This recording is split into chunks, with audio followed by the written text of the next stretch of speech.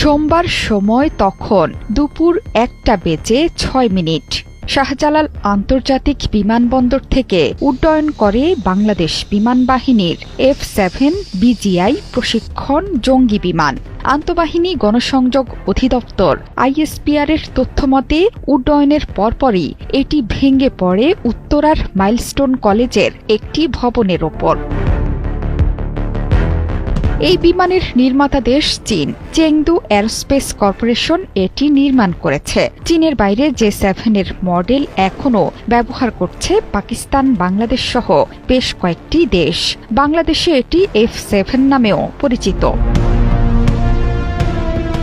1964 সালের মার্চে চীনের শেন ইয়াং এয়ারক্রাফট ফ্যাক্টরিতে শুরু হয়েছিল চীনের তৃতীয় প্রজন্মের J-7 যুদ্ধ বিমানের উৎপাদন। ওয়ালটন টেলিভিশন মাত্র 25,490 টাকায় পাচ্ছেন গুগল টিভি। এরপর তৈরি হয়েছে J-7 এর অসংখ্য মডেল, বিক্রি হয়েছে বহু দেশে। চেংদু J-7 রাশিয়ার MiG-21 এর লাইসেন্সড সংস্করণ। রুশ কারিগরি সহায়তায় চীনে প্রথম তৈরি হয় এই যুদ্ধ বিমান। 2013 সালে বন্ধ হয়ে যায় এই সিরিজের যুদ্ধ বিমানের উৎপাদন। এরপরও বিভিন্ন দেশের বিমান বাহিনীতে এখনও সক্রিয় ভূমিকা রাখছে J-7 সিরিজের যুদ্ধ বিমানগুলো। এই যুদ্ধ বিমানগুলো মূলত ইন্টারসেপ্টর হিসেবেই ব্যবহৃত হয়ে থাকে। স্বল্প পাল্লার infrared homing air two air missile দিয়ে সজ্জিত। মূলত স্বল্প পাল্লার এয়ার টু এয়ার যুদ্ধের জন্য নকশা করা হয়েছে এই যুদ্ধ বিমান। বিমানটি আকাশ থেকে ভূমিতে আক্রমণের জন্যও ব্যবহৃত হয়।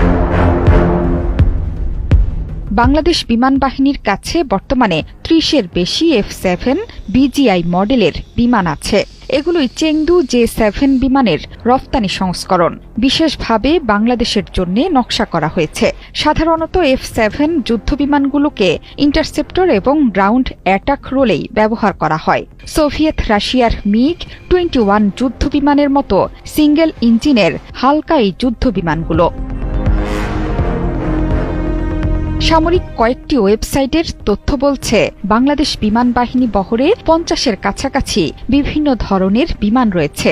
এর মধ্যে চীনের নির্মিত F-7 36টি আর রাশিয়ার তৈরি 8টি MiG-29ও আছে বিমান বাহিনীর বহরে। এছাড়া চীনের FT-7 প্রশিক্ষণ যুদ্ধ বিমান, যুক্তরাষ্ট্রের লকহিডের 2টি সিরিজের কৌশলগত পরিবহন বিমানও আছে এই বাহিনীতে। বাংলাদেশ বিমান বাহিনী রাশিয়া, ফ্রান্স, ইতালি, চেকোস্লোভাকিয়া থেকে কেনা কিছু প্রশিক্ষণ বিমান